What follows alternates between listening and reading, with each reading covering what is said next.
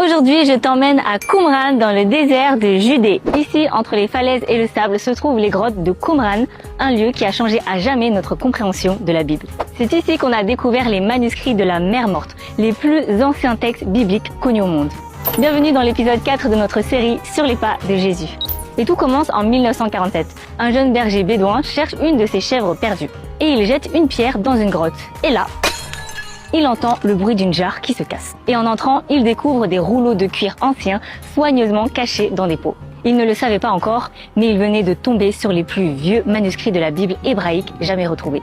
Les archéologues fouillent alors toute la région et ils trouvent au total 11 grottes, plus de 900 manuscrits et des milliers de petits fragments. Et parmi eux, on retrouve les textes de la Genèse, Exode, les psaumes, les prophètes, quasiment tous les livres de l'Ancien Testament. Ces écrits étaient restés cachés ici plus de 2000 ans, protégés par le climat sec du désert.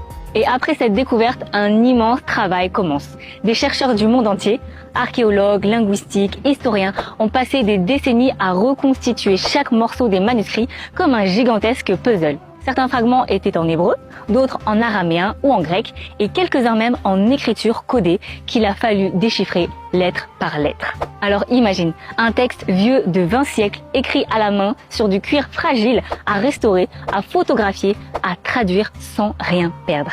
C'est un travail de patience, de passion et d'une précision incroyable. Et aujourd'hui, ces rouleaux sont conservés à Jérusalem, au Shrine of the Book, un musée construit spécialement pour eux. Et ce qui rend cette découverte si bouleversante, c'est sa preuve historique. Les manuscrits du Qumran datent d'environ 1000 ans avant les plus anciennes copies de la Bible hébraïque qu'on possédait jusqu'à là. Et pourtant, quand les chercheurs ont comparé, par exemple, le grand rouleau d'Isaïe retrouvé ici avec le texte de nos Bibles actuelles, ils ont constaté une fidélité presque parfaite.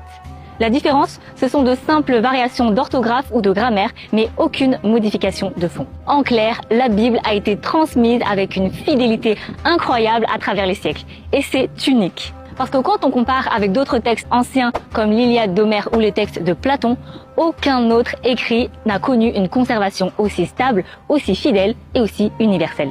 La Bible, elle, est toujours vivante. Elle reste le seul texte antique encore lu, traduit, étudié et médité chaque jour par des millions de personnes à travers le monde. Ici, à Qumran, l'histoire nous montre une chose. Dieu a veillé sur sa parole. Il s'est servi de simples bergers, de scribes et de chercheurs pour la préserver à travers les siècles.